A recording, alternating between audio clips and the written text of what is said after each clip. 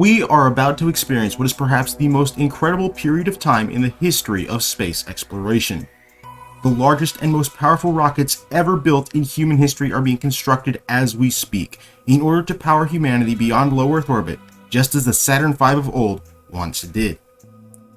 These monster rockets are being built for NASA's Artemis program, the lunar project that aims to not only send humanity back to the moon for the first time since Apollo 17 in 1972, but to ensure that we stay at the moon permanently. The two monster rockets that will be utilized to accomplish this feat are NASA's successor to the Space Shuttle and Saturn V, the mighty Space Launch System, as well as SpaceX's massive, fully reusable super rocket known as Starship. SLS and Starship are perhaps the two most polar opposite rockets to ever be designed. So what does NASA see in these two rockets that make them ideal for joint missions to the moon? Why doesn't NASA use either SLS or Starship, and how will both of these rockets, working together, allow for a return to the moon, this time to stay? In order to answer this question, we must first discuss the two monster rockets in question, the Space Launch System and Starship, as well as their respective roles in a sustainable return to the moon. First up is NASA's Space Launch System. The Space Launch System is NASA's up-and-coming shuttle-derived super heavy-lift mega rocket designed to send astronauts to deep space for the first time since the Apollo era. The SLS program began all the way back in October of 2010 when the Obama administration canceled the Constellation program and Congress created a new super heavy-lift rocket program called the SLS program. Development on the new mega rocket then began next year in 2011. SLS was originally slated to be completed in 2017, but delays to the program due to technical issues, natural disasters, and other related incidents ended up pushing the launch back to 2022. If you'd like to learn more about these delays experienced by SLS during its development, then make sure to check out another video of mine, Why Did SLS Take So Long?, for an in-depth look at its development woes. The rocket itself is derived from NASA's previous workhorse rocket, the Space Shuttle. The SRBs are pretty much the same as those of the Space Shuttle, although featuring an additional fifth segment. The engines are also nearly unchanged from the shuttle as well, with performance upgrades being the primary distinction as well as new controllers. The biggest change comes with the SLS core stage, which is almost a complete redesign of the Space Shuttle external fuel tank. It features an engine section as well as a forward skirt, which were not part of the original external fuel tank design. The liquid oxygen tank features a radical redesign from that of the Space Shuttle, being cylindrical rather than an egg-shaped tank. The intertank was redesigned to withstand the increased loads from the more powerful RS-25s and SRBs, and the hydrogen tank was lengthened in order to provide more fuel, as well as position the inner tank at the correct height to mate with the solid rocket boosters. On top of this was the interstage, known as the Launch Vehicle Stage Adapter. This interstage would either be conical or cylindrical depending on whether or not the vehicle is an SLS Block 1 or Block 1B. The second stage for the SLS rocket comes in two varieties, the Interim Cryogenic Propulsion Stage, or ICPS, and the Exploration Upper Stage, or EUS. The ICPS is the smaller of the two. Using a single RL-10B2 engine, this stage is essentially a stretched variant of the Delta Cryogenic second stage and is utilized on the Block 1 variant of the SLS rocket. This stage was specifically designed to send the Orion on a translunar injection and allow SLS rockets to fly while the EUS is in development. The EUS is far larger and more powerful than the ICPS. Using 4 RL-10C3 engines, it is the same diameter as the core stage at 27.5 feet wide. This stage will be used on the SLS Block 1B rocket, the uprated variant of the SLS that NASA plans to use for most of the upcoming moon missions. Together with the core stage and SRBs, these upper stages complete the Block 1 and Block 1B SLS rockets. The Block 1 variant of the SLS rocket is the initial version of the vehicle. It has the capability to place 95 metric tons into a low Earth orbit, as well as the capacity to send 27 tons on a translunar injection. The uprated Block 1B variant of the SLS rocket is far more capable, however, offering an increased LEO payload of 105 metric tons and a payload TLI of 45 tons. There is also an even more capable variant of the SLS rocket planned, known as the Block 2 vehicle. Not much is known about this vehicle, however. It is expected to receive new boosters, as well as a LEO capacity of 130 metric tons, as was mandated by Congress. but there are doubts as to whether or not we may actually see this variant, given that it is almost a decade away from launching. Given that the Block 1 will only ever fly 2 crewed missions, and that the Block 2 is not incredibly well understood at this point, going forward with this video we will be discussing SLS as the Block 1B variant, as this is the variant that NASA will be utilizing for most of the Artemis program. As far as cost is concerned, the SLS program is both incredibly expensive and incredibly cheap when looking at it from different perspectives. To date, the SLS program has cost around $20 billion. At each launch of the rocket can be expected to cost anywhere from $875 million to $1.5 billion. Looking at today's age of cheap reusable rockets, these prices seem eye-wateringly high. But if we compare SLS to historic rockets like the Saturn V and Space Shuttle, it actually turns out to be one of the cheapest they've ever built. This is due in large part to reuse of hardware from the Space Shuttle program, as well as NASA being able to work within the limited budget allocated to them by Congress. For the Artemis program, NASA plans on utilizing the SLS rocket as a crew transport to the moon, as well as the primary launcher of space station modules in order to construct the lunar gateway around the moon. The first crewed launch of the SLS rocket will be for the Artemis 2 mission to the moon, where 4 astronauts will fly on a free return trajectory around the moon and back to Earth. After Artemis 2 and the next mission, Artemis 3, the SLS Block 1B rocket will make its inaugural flight to the moon with the IHAB module for the lunar gateway.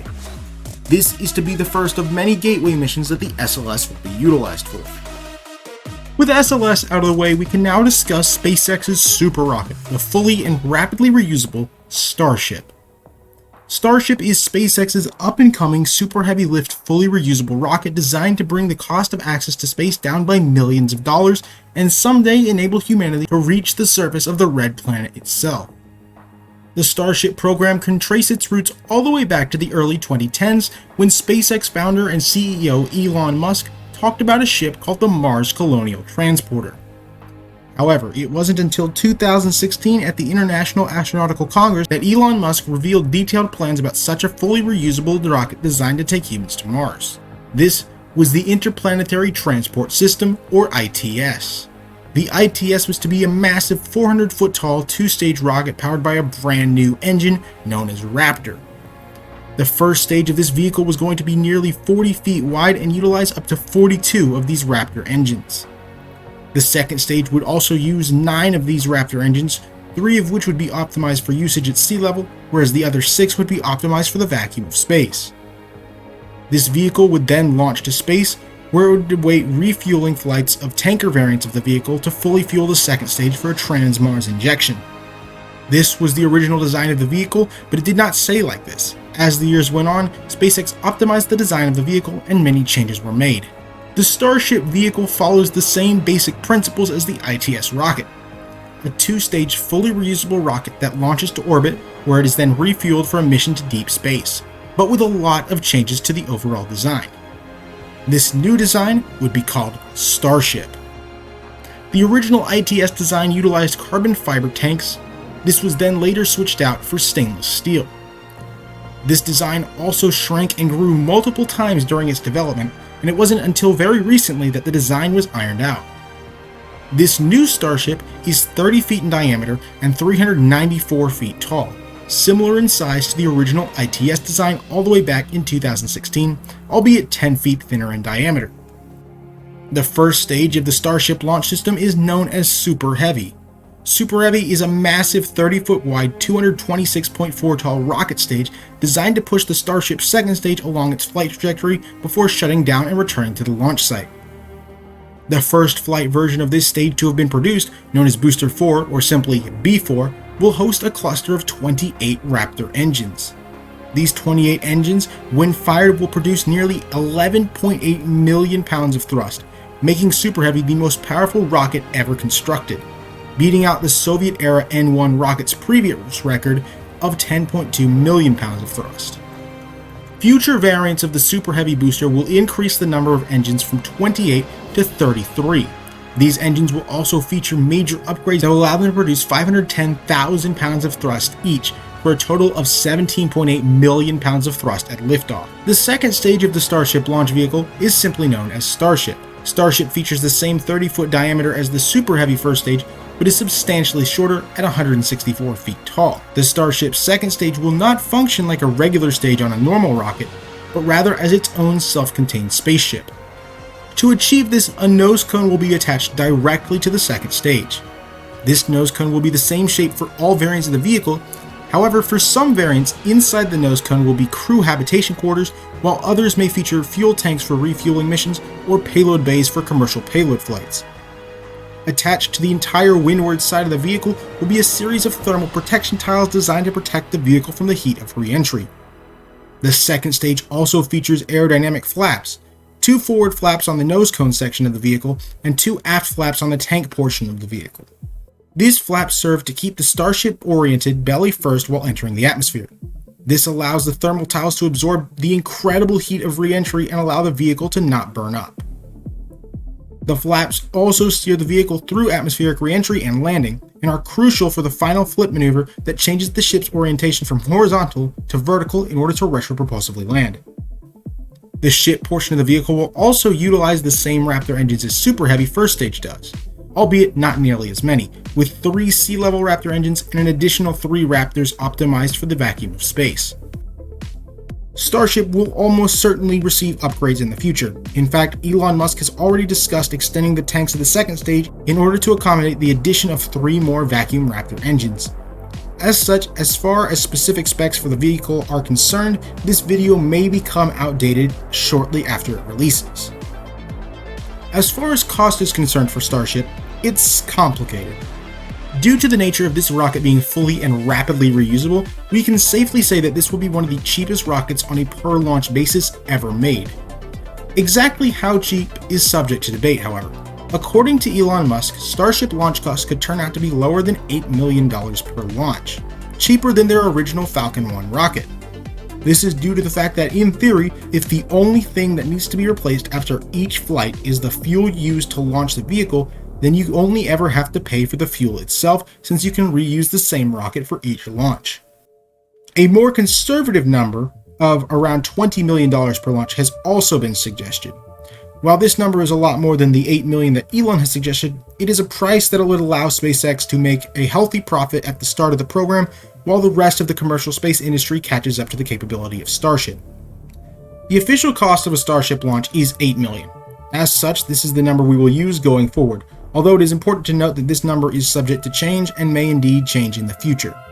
As for the development cost of the Starship launch vehicle, that is currently unknown to anyone except for SpaceX themselves. Although Elon Musk did give us a hint a while back that may allow us to estimate just how much money has been spent on development thus far. Speaking with the National Academies of Sciences, Engineering, and Medicine, Elon Musk stated that 90% of the development of Starship has been funded internally so far. That other 10% comes from outside of SpaceX. Holding it from internal funds, NASA is providing some support because they intend to use Starship for transporting astronauts to the surface of the moon.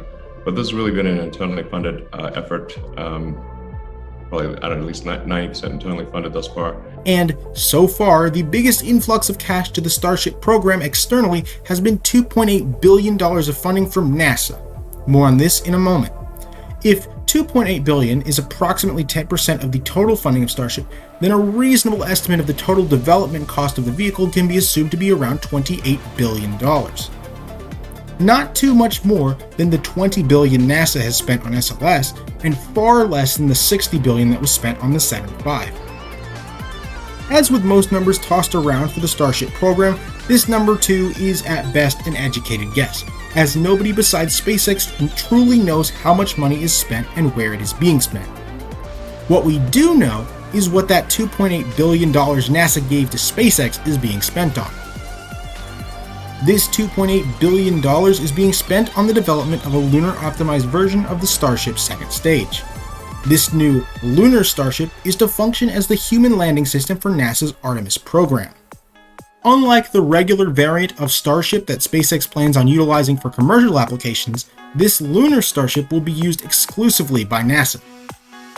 The lunar Starship will not feature thermal tiles and will be painted white, unlike its shiny sibling. It will also not feature the forward and aft flaps seen on the regular Starship, as this variant of the vehicle operates exclusively in the vacuum of space. Alongside this lunar variant of Starship, SpaceX's regular variant of Starship has also won a contract for a related Artemis program known as the Commercial Lunar Payload Services Program, where Starship will be utilized to carry cargo from the Earth down to the surface of the Moon to aid in the Artemis program. With the Commercial Lunar Payload Services and the Human Landing System, SpaceX's Starship will have a very important role alongside NASA's SLS rocket in the coming Artemis missions. But what do these Artemis missions look like, and how does it all work together? Well, that is what we will be discussing next. Not all Artemis missions will be lander missions. For instance, Artemis 1 will feature a single flight of the uncrewed SLS Block 1 rocket. This mission, currently slated for March of 2022, will be a test flight of the Space Launch System rocket and the Orion spacecraft, in which NASA will put the launch vehicle through a full lunar mission, culminating with the Orion spacecraft entering orbit around the Moon before then breaking this orbit to return back to Earth. Artemis 2 will follow a new flight plan with a crew of 4 astronauts. Currently slated for 2023, this mission will launch the Orion spacecraft and its crew into orbit around the Earth. After checkouts are performed, the ICPS will then place the Orion in a highly elliptical orbit around the Earth, after which the Orion will separate from the ICPS, and after performing a simulated rendezvous and docking with the ICPS, fire up its AJ-10 engine to send the astronauts the rest of the way to the Moon. But for Artemis 3, there will be a lunar landing.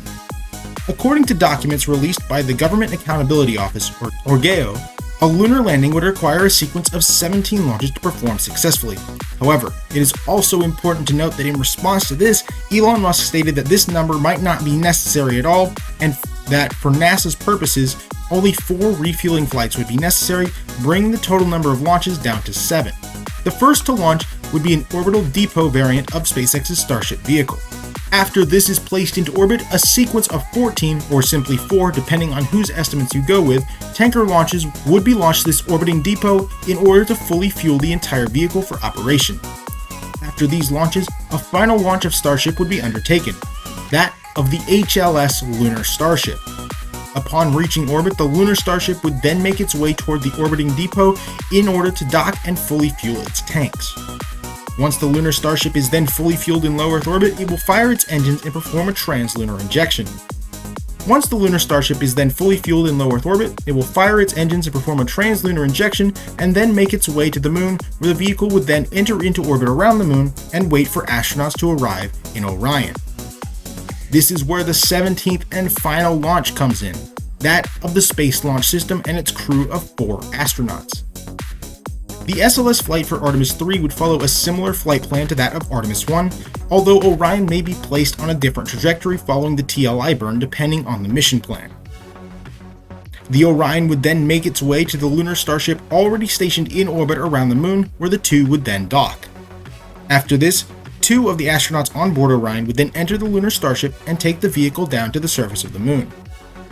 Once the surface mission is complete, the astronauts would ride the Starship back to lunar orbit and dock with the awaiting Orion spacecraft. From here, Orion would then break orbit and take the astronauts back home to Earth.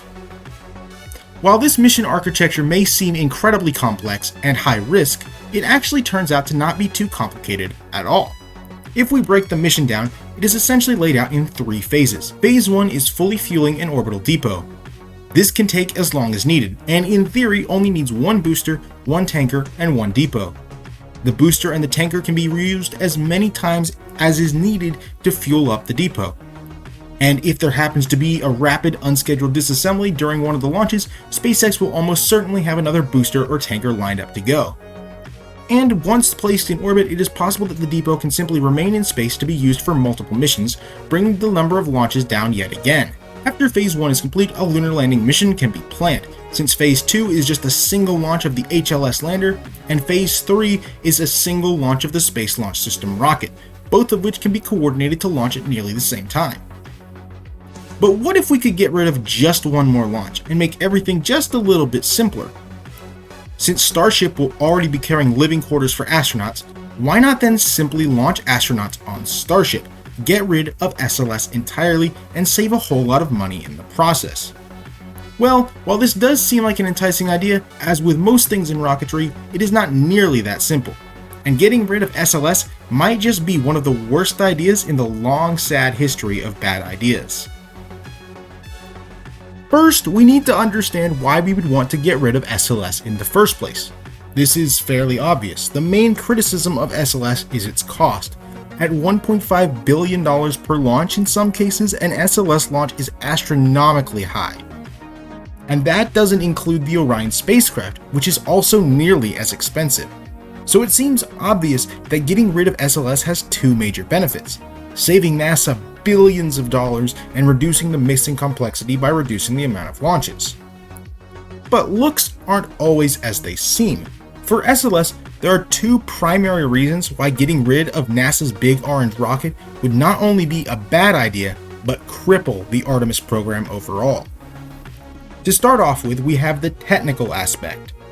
SLS offers something that Starship simply cannot give to astronauts: safety in the event of a disaster at launch. If by some unfortunate circumstance SLS explodes during the launch, the Orion spacecraft has an incredibly powerful abort motor that is able to fly the astronauts far away from danger in the event of a disaster. If this were to happen on Starship, there would simply be no way for the astronauts to make it out alive. A fix to this may be to launch astronauts on a cheap commercial rocket instead, like Falcon 9 or Atlas V. But that ends up removing one of the two initial benefits of getting rid of SLS, that being one less launch. But this is not the only reason either.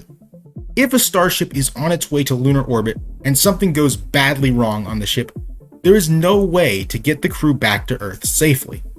The lunar Starship has no thermal protection tiles to allow the vehicle to survive a re-entry at the Earth's atmosphere, and even if it could, a lack of flaps essentially ensures that it wouldn't survive the landing. This is why SLS and Orion are quite important here. Having the astronauts launch on a separate spacecraft that can abort the mission and re-enter the atmosphere at any moment in the flight is a huge safety feature that NASA will not give up. It's also important to remember that the crew transportation to the moon is only one of SLS's purposes. SLS is also the main component of Gateway construction. Whenever NASA needs to send astronauts to the moon, if they use an SLS Block 1B rocket, they also get a free ride for a space station module to the moon.